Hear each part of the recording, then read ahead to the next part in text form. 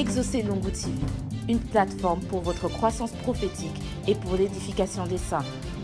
Retrouvez prédication, évangile, enseignement, croissance prophétique et spirituelle, édification des saints, impact et sanctification, témoignages et miracles.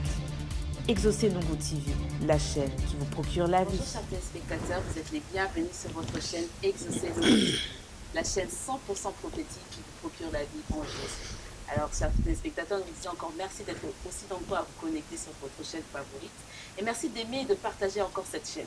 Alors aujourd'hui, nous vous retrouvons encore une fois pour une émission spéciale. Et je ne suis pas toute seule pour présenter cette émission, je suis avec la sœur Perla. Bonjour Perla. Bonjour Kétia. Comment tu vas? Ça va très bien toi? Ça va très très bien. Ça fait longtemps sur le plateau. Ça fait longtemps vraiment qu'on ne s'est pas vu, qu'on n'a pas fait une émission ensemble. Mais aujourd'hui, par la grâce de Dieu, nous pouvons encore reprendre cette émission, reprendre le cours de nos émissions habituelles. Amen. Alors, je souhaite proposer nos questions pour vous parler de ce thème que nous avons déjà commencé précédemment. Nous avons le prophète exaucé. Bonjour prophète. Bonjour Kétia. Bonjour Perla. Comment allez-vous prophète? Grâce sur grâce. Amen. Amen. Merci encore d'être là pour répondre à nos questions et aux questions qui viennent aussi du public. Amen. Que Dieu vous bénisse. Alors aujourd'hui, nous allons parler de ce sujet que nous avons déjà commencé dans la première édition, vivre la Bible dans sa vie. Alors vous avez vu peut-être sur notre page que nous avons commencé avec une première édition. Et si vous ne l'avez pas encore vue, allez-y regarder cette première émission, likez et partagez cette émission. Car aujourd'hui, nous allons continuer sur la lancée que nous avons déjà commencée. Et avant de commencer notre émission, le vif du sujet et de poser des questions, nous allons débuter par la prière comme dans nos bonnes habitudes. Seigneur, nous voulons te dire merci parce que tu es glorieux. Toi, le maître des temps, des circonstances et qui crée en nous le vouloir et le faire. Nous voulons remettre ces instants entre tes mains. Règne à maître et glorifie Jésus parmi les saints. Seigneur, laisse que tout ce que nous parlerons à ce lieu donne gloire à ton nom. Que le Saint-Esprit puisse parler au cœur d'une manière prophétique au nom de Jésus-Christ. Au nom de Jésus-Christ. Amen. Alors, comme on a bien dit dans la prière, que par cette émission, qu'on puisse parler au cœur d'une manière prophétique. Alors, Père là, je pense que tu avais suivi aussi notre précédente émission. On avait déjà commencé à parler de comment vivre la Bible dans sa vie. On a parlé des épreuves. Et l'homme de Dieu avait commencé déjà à nous expliquer comment dealer, comment gérer de ces épreuves. Dans les épreuves que nous vivons dans nos vies, c'est aussi, il y a trois éléments que nous vivons, nous a parlé. Dans les épreuves, nous apprenons d'abord à comprendre la révélation de Dieu dans nos vies. Oui. Aussi à comprendre à quel niveau nous avons atteint avec ce Dieu-là, quelle est notre réaction aussi face aux épreuves, si nous tremblons devant les épreuves, quelle est notre attitude face à ces épreuves-là. Et aussi, vous avez parlé, homme de Dieu, vous avez parlé aussi de la révélation que nous avons des autres, maintenant de savoir qui sont les personnes qui nous entourent. Et aujourd'hui, nous voulons un peu continuer aussi à parler de vivre ces épreuves, comment vivre aussi dans la Bible, il n'y a pas seulement des épreuves, mais aussi la gloire qui vient avec. Et toutes ces thématiques, nous voulons encore revenir là-dessus. Donc vous avez déjà un peu expliqué comment gérer le fait que nous avons dans notre entourage des gens qui nous laissent aussi pendant les épreuves. Et vous avez parlé aussi qu'il faut qu'un chrétien soit stable. Est-ce qu'il faut encore reprendre un peu cet élément-là, parce que cette stabilité, c'est quand même difficile de l'avoir dans les face aux épreuves. Je pense que même si on nous dit on doit être stable, comment est-ce qu'un chrétien, ça veut dire quoi exactement être stable en tant que chrétien? Ne pas avoir peur, on n'a pas le droit d'avoir peur, on n'a pas le droit de se poser des questions. Gloire au Seigneur. En fait, quand je parle de la stabilité déjà, c'est l'effet de, je dirais, c'est la capacité de pouvoir être équilibré. Voilà. Et lorsqu'on est équilibré, ça va nous permettre de pouvoir être stable. Celui qui est stable, c'est une personne, malgré les batailles, malgré les combats, parce qu'il arrive des fois que nous avons des combats, et les combats nous empêchent de faire exactement ce que Dieu a voulu que nous puissions faire. Je vais prendre un exemple. Il y a, dans le travail de Dieu, pour parler sur le plan ministériel, par exemple, je prends mon exemple, beaucoup de personnes, quand ils nous voient de loin, ils souhaitent devenir comme nous. Des fois, on prêche la parole de Dieu, les gens acclament, on nous voit dans des affiches de gauche à droite. Mais au-delà de toutes ces choses-là, il y a la persécution, il y a des injures, il y a des critiques non fondées, il y a plein de choses. Mais après, quand ces choses viennent, des fois ça peut créer l'instabilité en toi si tu n'es pas bien bâti par la parole de Dieu. Alors toutes sortes de stabilité ne vient que au travers de la parole de Dieu. Parce que une personne qui a cumulé des connaissances et des expériences atteint un niveau où tu deviens solide. Je vais prendre un exemple dans la Bible. Élie, les grands prophètes Élie, à un moment donné, il commence à fuir Jézabel. C'est-à-dire, il a dit à Dieu même de le tuer. Et juste parce que la persécution était forte, on les cherchait pour les tuer, et il demande la mort. Or, s'il avait besoin de la mort, il devait retourner chez Jézabel pour que Jézabel le tue. Donc, en d'autres termes, Élie en avait marre de tout ce qui est en train de se passer. Mais c'est Élie-là, quand il a confondu les prophètes des Baals, certainement, les gens ont acclamé. Israël a acclamé. Mais quand il est en train de fuir, il était seul. Et là, à ce niveau, vous allez comprendre que l'épreuve est en train de le révéler la vraie identité des personnes peut-être qui l'entouraient. Parce que quand il fouillait seul. Il y a des endroits avec le Seigneur, tu n'iras pas avec quelqu'un. À Golgotha, il est parti seul. Dans le jardin à Gethsemane, lorsqu'il est en train de prendre la décision de pouvoir aller à Golgotha, il était avec les disciples. Mais à Golgotha, il est monté seul. Alors, certaines choses que Dieu nous demande de faire dans l'œuvre de Dieu, nous devons comprendre une chose. Chaque entreprise, chaque ministère a sa vision, selon ce que Dieu t'a donné. Hébreux chapitre 10 au verset 7, la Bible est en train de dire que Jésus dit qu'il vient faire la volonté du Père. C'est-à-dire, en faisant la volonté du Père, il ne devait qu'imprimer dans le cœur des gens ce que le Père lui a enseigné. Maintenant, lorsque nous exerçons le ministère, lorsque nous dirigeons les églises, ainsi de suite, nous imprimons la pensée que Dieu a placée dans nos cœurs. C'est-à-dire, je ne peux pas copier la vision de quelqu'un. Ça aussi, un point d'instabilité. C'est aussi un point d'instabilité. Et déjà, en restant sur ce que je fais, il peut arriver pendant un temps, je ne vois pas les résultats. Mais si tu n'es pas stable, tu vas commencer à faire ce que l'autre fait, pendant que tu dois rester dans ce que tu fais. Donc l'épreuve nous révèle beaucoup de choses. Quand j'avais dit la fois passée que l'épreuve nous révèle Dieu, c'est-à-dire on arrive à connaître Dieu autrement, l'épreuve nous révèle nous-mêmes, quelle dimension on a atteint avec les Seigneurs, l'épreuve nous révèle les prochains, les amis, ceux qui sont avec toi, ceux qui sont des amis de la destinée et ceux qui ne le sont pas. Voilà, et c'est à ce niveau qu'on va réaliser si on est stable ou pas. Les gens qui nous regardent pendant l'épreuve, ils peuvent facilement dire qui nous sommes et quel est le niveau que nous avons atteint. Parce que les gens ne sont pas bêtes, les gens qui nous regardent ne sont pas bêtes. Quand l'épreuve vient, il y a une autre attitude qui compte beaucoup. Il y a beaucoup de choses que nous voyons dans les services de Dieu. Il arrive des fois, tu es ministre de Dieu, tout de suite avant que tu montes du haut de la chair, il y a une situation grave qui peut te casser le moral. Mais quelle sera ton attitude? Oui, il y en a beaucoup. Parce que nous avons des familles, nous avons des femmes, il y a des enfants, ainsi de suite. Il y a beaucoup de choses qui peuvent arriver tout de suite avant que tu prêches la parole de Dieu. Quelque chose peut arriver, mais toi, tu dois monter du haut des chars pour prêcher. J'ai vu plusieurs prédicateurs, à cause des nouvelles qu'ils entendent de gauche à droite, un membre de famille est décédé, ainsi de suite. Tu verras carrément la personne ne prêche pas. Toutes ces choses-là, qu'on le veuille ou pas, il ne faut pas qu'on se voile la face. Ça, les gens qui nous regardent, ça les pousse à comprendre qui tu es et quel est le niveau que tu as atteint avec Dieu. Sans oublier, moi, mon père était décédé un certain samedi, 20 avril 2013. Et le dimanche 21, j'ai prêché. Et il était encore dans la morgue, il était dans le froid, il n'était pas encore enterré. J'ai prêché la parole de Dieu et je me rappelle même, la semaine d'après, j'avais une conférence à Manchester, en Angleterre. Je suis parti, je devais voyager les jeudis, on l'a enterré le mercredi, moi je devais voyager les jeudis. J'ai changé même mon billet pour voyager le vendredi, mais j'étais là à la conférence pendant 3 jours. J'ai prêché la parole de Dieu. J'ai prêché la parole de Dieu. Et les pires même, c'est pas ça. Les pires même, là où j'étais invité, je me rappelle, les pasteurs m'avaient invité. Et le pasteur qui m'avait invité, il me pose la question, il me dit, en plein deuil, quand les gens ont entendu que papa était décédé le même samedi-là, il me dit, dis-moi maintenant, est-ce que tu seras là au programme? Ce n'est pas une question qu'il devait me poser, normalement. Mais c'est une bonne personne, ce n'est pas une mauvaise personne. Mais sauf que, quand les épreuves viennent, même les vrais amis, même des gens qu'on aime, tu peux sentir comme si l'ennemi l'a revêtu, tu peux sentir comme si, oh, voilà, il m'a posé cette question, mais il faut avoir la maîtrise pour aller toujours dans ces programmes-là. Voilà.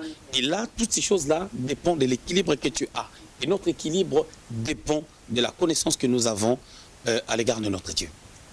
Amen. En fait, vous avez parlé de la stabilité.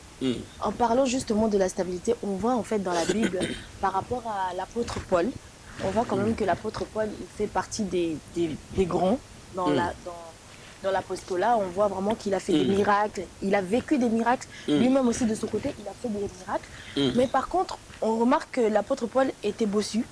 Mais l'apôtre Paul, en aucun moment, en fait, on voit que, je ne sais pas, vous pouvez nous le dire, où il était en train de se plaindre, où il s'est arrêté dessus, il était en train de se plaindre. Pourtant, il savait qu'il était capable de faire des miracles et que Jésus était capable de faire... Enfin, il y avait des miracles qui se faisaient, mais il ne se plaignait pas. Mais à l'heure actuelle, on voit dans nos églises, on voit dans les frères et sœurs des fidèles, quand il y a quelque chose qui ne va pas, ils s'arrêtent là-dessus. Quand il y a une maladie ou il y a un problème, ils s'arrêtent là-dessus. C'est comme si le monde, en fait, tourne que autour de ça. Même leurs prières se focalisent que sur ça. Et ils évoluent plus. Et ils attendent forcément que Dieu fasse quelque chose par rapport à ce qu'ils ont. Si Dieu ne fait pas, ils baissent les bras. Qu'est-ce que vous pouvez nous dire par Voilà, ce que je vais dire, nous devons retenir une seule chose. Qu'à chaque niveau supérieur, il y a une épreuve. À chaque fois qu'on veut aller à un niveau supérieur, à une dimension supérieure, parce que souvent, nous, serviteurs de Dieu, enfants de Dieu, des fois on se donne trop d'importance. Et Dieu ne nous voit même pas là. C'est-à-dire, nous-mêmes, on se met à un certain niveau, mais Dieu ne te voit pas là. Et on va voir si tu as ces niveaux quand l'épreuve vient. Quand les problèmes arrivent, quand les épreuves viennent, c'est là où on va comprendre exactement, comme je disais tout à l'heure, qui tu es. Voilà. Et je dirais encore que chaque serviteur de Dieu, y compris moi, il lui arrive un jour de se poser des questions, d'être dérangé, de ne pas dormir à cause d'une situation qui l'embête. Où on peut dire à Dieu, Seigneur, est-ce que tu peux éloigner cette couple? Est-ce que tu peux faire en sorte que ça n'arrive pas? Mais sauf que le problème qui est là, on ne doit pas rester sur ce qui nous fait mal, sur ce qui essaye de nous casser.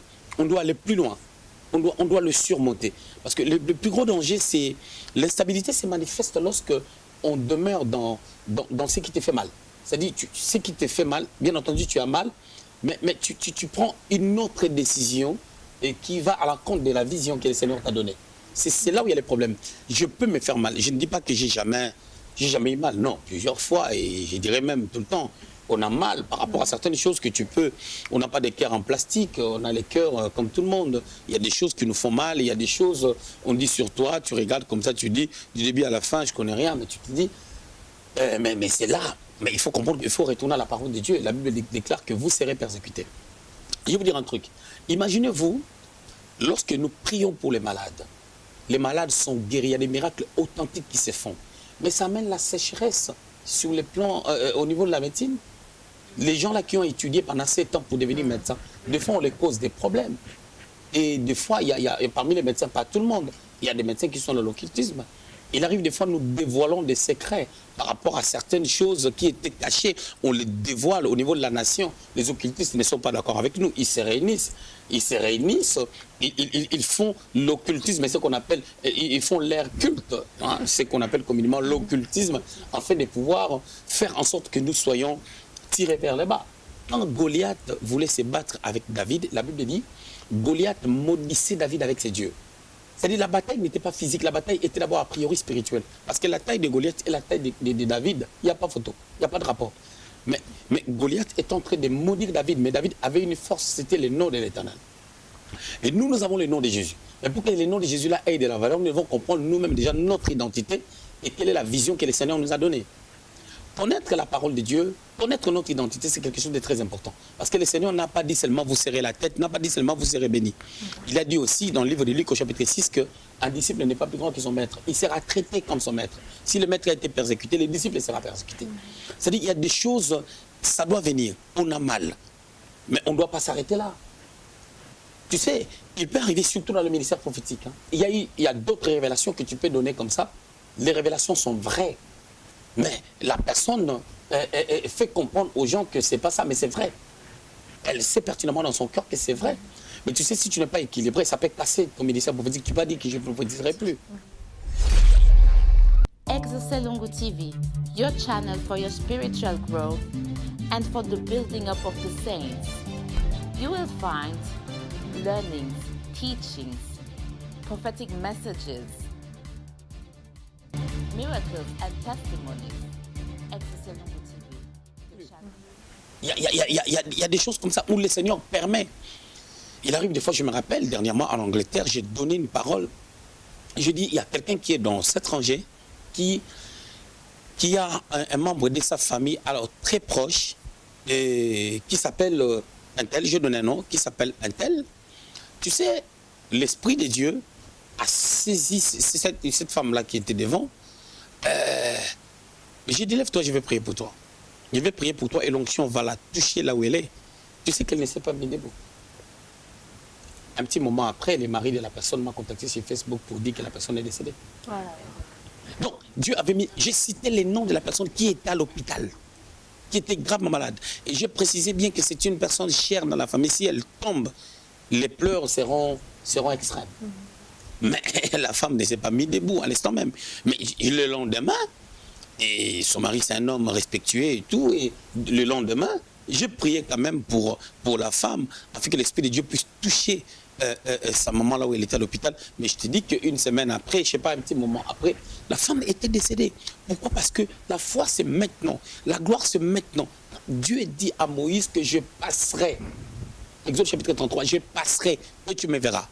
C'est-à-dire que si Dieu était passé et que Moïse avait fermé ses yeux, il n'allait pas voir Dieu. Donc les pompiers, c'est ça en fait. Il nous arrive, j'ai été dans une église, avant de prêcher la parole de Dieu, je pars dans cette église, on me dit, j'ai des jours déjà pour travailler, je dois faire les services prophétiques, je dois enseigner la parole de Dieu. On me donne 1 heure pour un culte de 4 heures. Je vais bien respecter, mais j'ai dit, on me donne 1 heure pour faire un service prophétique. C'est la première fois que tu viens dans cette église pour un culte de 4 heures. Tu poses la question, pasteur, mais pendant 3 heures, nous allons faire quoi?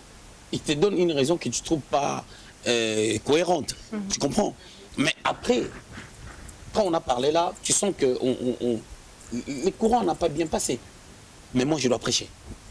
5 minutes avant que je monte du haut de la chaire, il m'appelle à côté pour dire que ce que tu m'avais dit, ça m'avait blessé, machin, tout ça, nanani, nanana. Moi, je vais monter du haut de la chair. Lui, il vient me dire des choses. Tu vois des choses qu'on rencontre des fois. Mais tout dépend de la stabilité de l'expérience. Un pasteur, je ne dis pas qu'un grand pasteur, c'est celui qui voyage beaucoup, hein, loin de là. Mais je vais seulement dire que l'expérience, il y a l'expérience sur le plan église. Ok.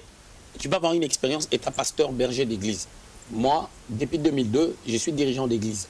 Aujourd'hui, ça fait 16 ans. Ça fait 16 ans depuis que je suis dirigeant d'église. Donc, un enfant de 16 ans, c'est un gaillard. Donc, c'est pour dire qu'il y a déjà une petite expérience à ce niveau. Mais étant celui qui parcourt aussi le monde entier pour annoncer la parole de Dieu, c'est-à-dire j'ai vu des églises et des églises, tu as acquis aussi une certaine expérience. On continue à apprendre, mais celui qui n'a jamais fait ces parcours n'a pas cette expérience parce que nous rencontrons des choses, c'est choquant.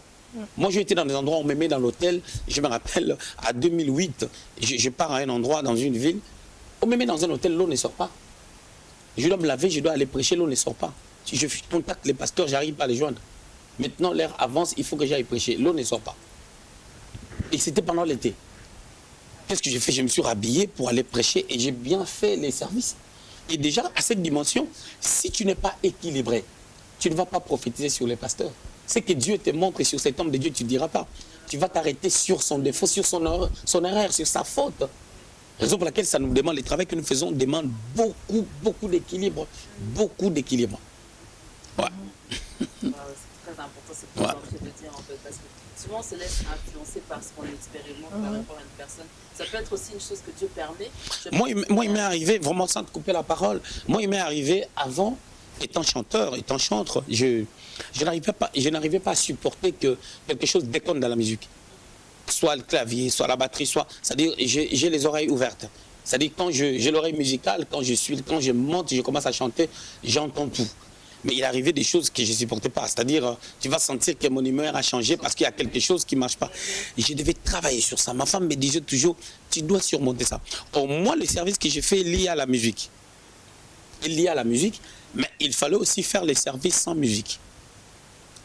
À un moment donné, il fallait accepter les choses en tant que telles.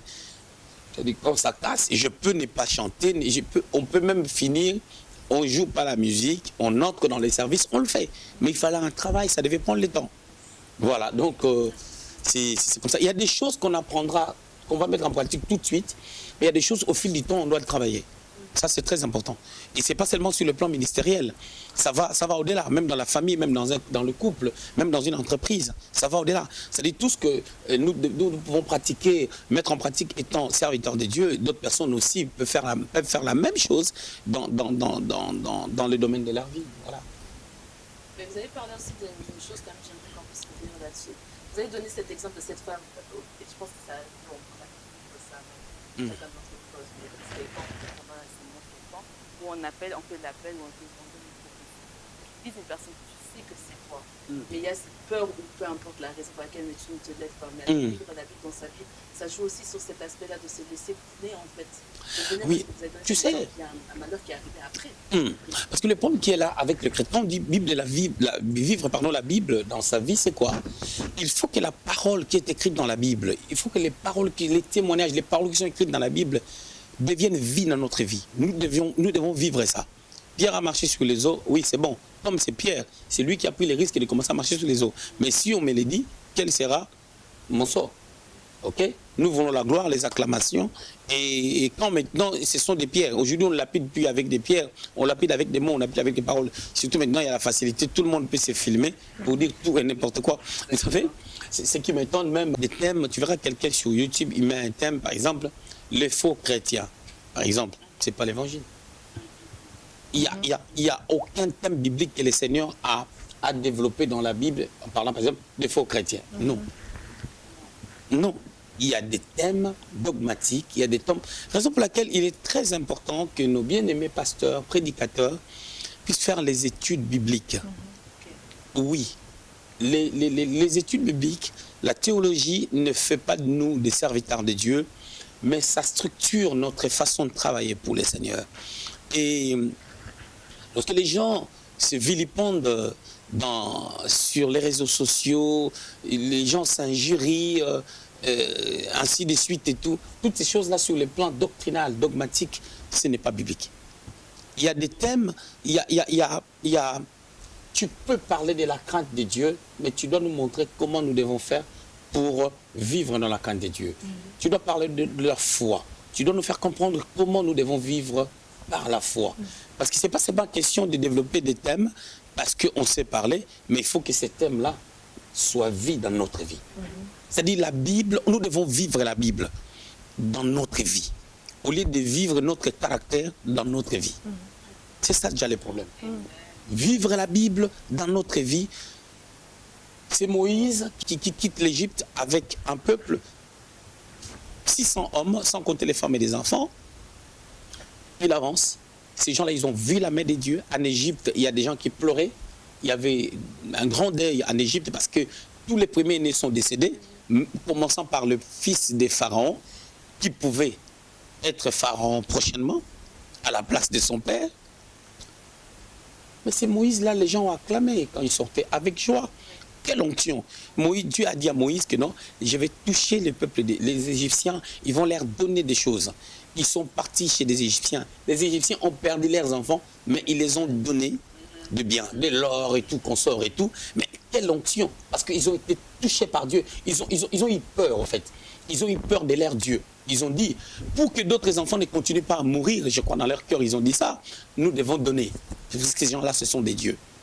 Mais est-ce que vous pouvez imaginer que un petit moment après, ces gens-là, ils murmurent contre Moïse. Ils murmurent contre Moïse. Regardez dans la barque, Jésus était de l'autre côté, il a fait exprès, il est passé de l'autre côté, il a laissé les disciples.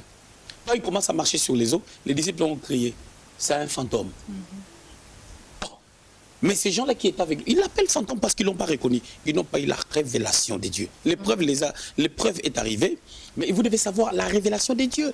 Et Pierre dit, si c'est toi, ordonne que je vienne. Quand Jésus a parlé, Pierre a compris que c'est la personne qui m'avait appelé, je vais marcher. Mais le même Pierre qui a commencé à marcher, juste quand il a commencé, il a réalisé que ce n'est pas possible de marcher sur les eaux, il a commencé à s'enfoncer.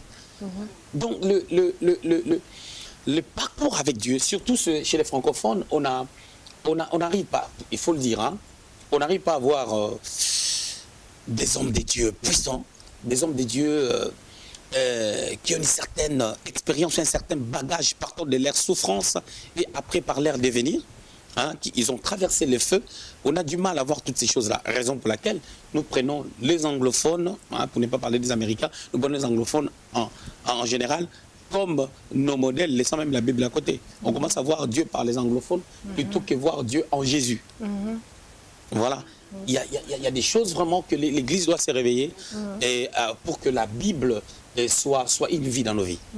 qu'en fait, j'ai bien aimé ce que vous avez dit par rapport à être, que les hommes de Dieu doivent apprendre la Bible. Parce que c'est vrai que la Bible, moi je parle peut-être pour mon cas, il y a des fois où je me suis mise comme ça devant la Bible, mais tu lis, vraiment, tu lis, tu es concentré, mais tu n'as rien compris. Tu n'as rien compris, tu te dis, mais qu'est-ce que je suis en train de lire, surtout dans l'Ancien Testament, hein, je vais vraiment le dire, tu comprends pas. Et souvent, en fait, on est vraiment confronté à ça, à des personnes qui sont en train de lire la Bible. Mais tellement qu'ils comprennent mal, ils le transmettent aussi mal. Et ils ont aussi du mal à vivre vraiment, ils vivent un peu de travers, en croyant que c'est vraiment la Bible, mais déjà, ça n'a rien à voir. Je vais dire seulement, tout commence, la première des choses, hein, moi que j'aille loin, je dirais, tout commence par la reconnaissance de notre identité. Tu sais, quand tu as un enfant, cet enfant-là porte à ton ADN. Cet enfant-là n'a pas besoin de... Des fois, pour savoir connaître notre identité, je vais dire une connerie. Des fois, tu sais, on n'a pas besoin de la foi pour connaître notre identité. Hein. Parce que ton enfant n'a pas besoin de la foi pour savoir que tu es sa maman. Tu comprends un peu? Par exemple, tout à l'heure, quand tu as dit Paul était bossu, c'est quelque chose que tu as entendu dans la rue. Parce que dans la Bible, il n'y a pas. Alors, les gens ne font pas confiance à leur identité. Ils ramassent tout ce que les gens racontent de gauche à droite. Et quand ils ramassent ça, c'est sur base de ça qu'ils sont assis. Et eux-mêmes, ils n'ont pas confiance qu'ils peuvent comprendre la parole de Dieu en lisant. Tout commence là. Est-ce que je vais comprendre déjà? La Bible, c'est compliqué, mais bon, on a dit qu'il faut lire la Bible. Hein. Donc, je vais lire. Mais si quelqu'un lit la Bible avec un cœur ouvert, laissant Dieu lui parler, je ne dis pas que tout le monde lira la Bible ou aura la même compréhension. Je ne dis pas ça, mais je suis en train de dire que l'appétit vient en mangeant. Et petit à petit, l'oiseau fait son nid. Donc, tout commence par 1, 2, 3, 4, et voilà.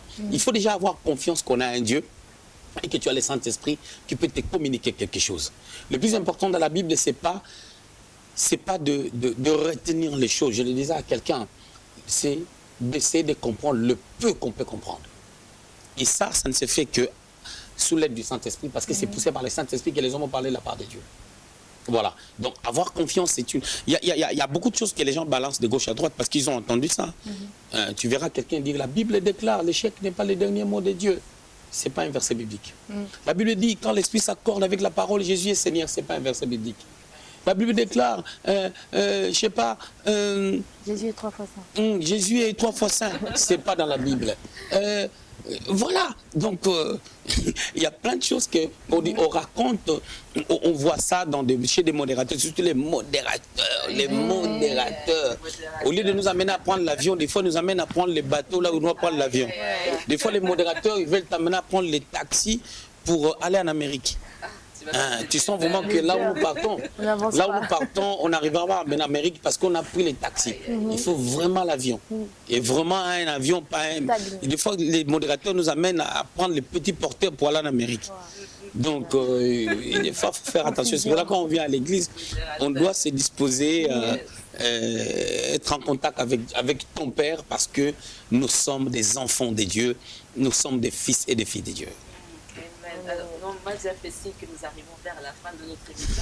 Mais j'aimerais quand même qu'on puisse finir sur un dernier point avant que nous puissions dire au revoir à nos téléspectateurs qui nous suivent. On voudrait quand même revenir sur le fait que vous avez parlé de la relation entre un disciple et son maître.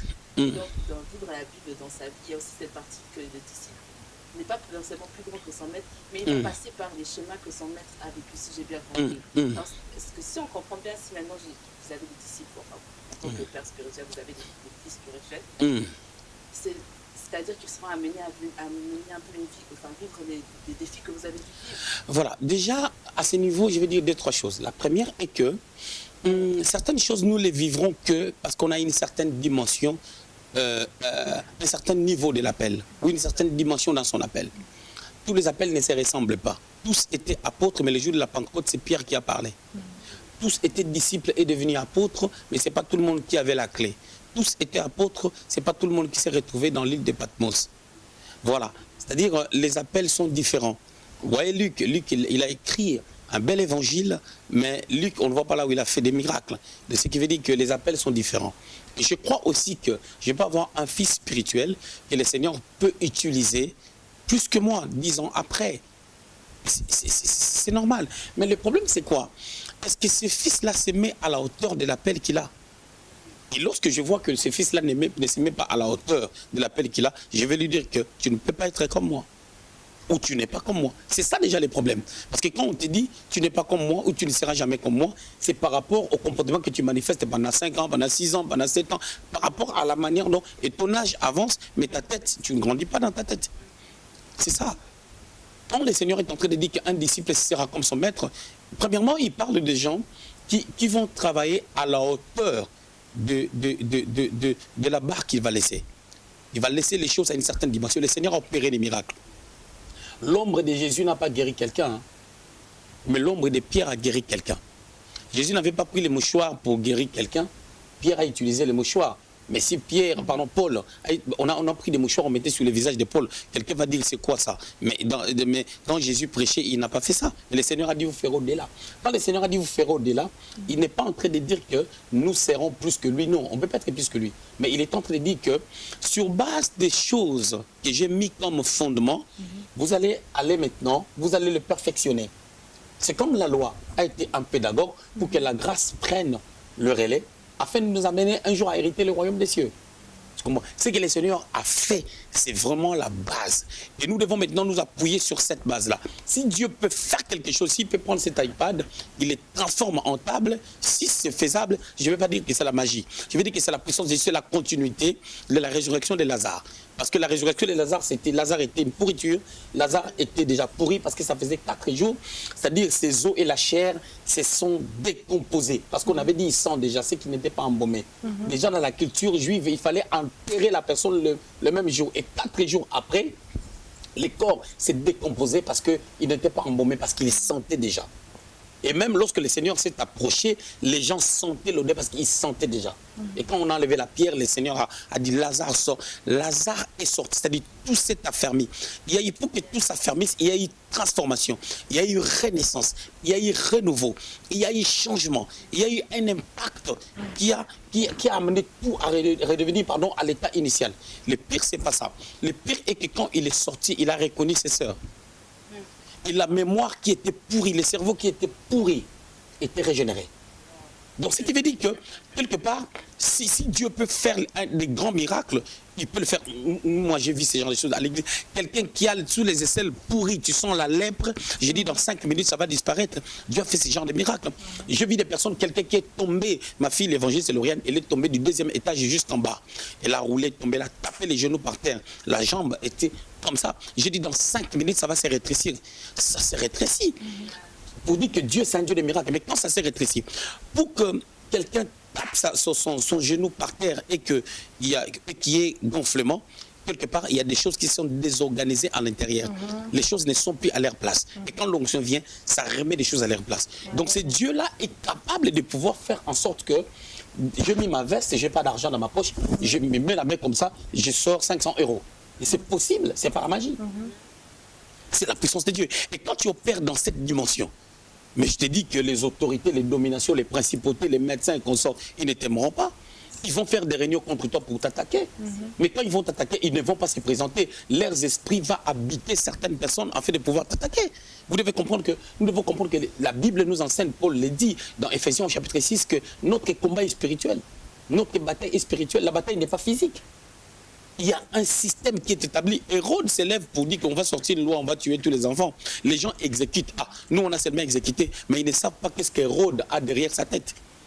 Hérode, son problème, c'est de cibler le Fils de Dieu, parce que le Fils de Dieu va faire des choses tellement qu'il va casser sa royauté.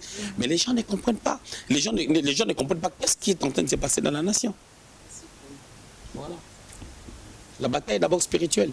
Et quand on dit vivre la Bible dans sa vie, il faut vraiment qu'on vive la Bible. Il faut vraiment qu'on vive la Bible. Ça demande la foi, ça demande la détermination. Ça, voilà l'équilibre. Parce que, vous savez, il est facile. Il est plus facile de donner conseil à quelqu'un qui traverse un moment difficile. Mais si on te met la même chose, c'est compliqué. Tu vas pleurer pendant 8 ans. Tout à fait. Voilà. Alors, malheureusement, parlons, on arrive à la fin. Maintenant, je pense quand même qu'on a encore d'autres questions, parce qu'on avait discuté déjà même avec Parla, on avait d'autres questions qu'on voulait vous poser, et je pense, chers téléspectateurs, qu'on va continuer sur ce sujet. Alors, commentez, posez vos questions aussi en commentaire, comme ça nous aussi nous pourrons les reprendre. Vous êtes les bienvenus, vous êtes aussi nos intervieweurs. Oui, j'aimerais quand même dire une chose. Il y a beaucoup de gens qui me posent des questions directement sur mon Facebook. Sur mon Facebook Exaucé Guigui Lungu ou sur la page Prophète Exaucé Guigui Lungu. J'aimerais que vous posiez des questions sur...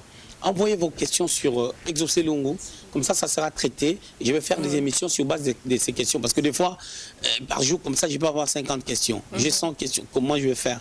Parce que je dois prendre aussi le temps de s'occuper de la famille, de lire la parole de Dieu, de s'occuper aussi de l'Église. Et il y a toutes ces choses-là à faire. Voilà. Comme vous avez bien entendu, chers téléspectateurs, nous vous invitons à poser vos questions. N'hésitez pas à le faire, vous êtes les bienvenus.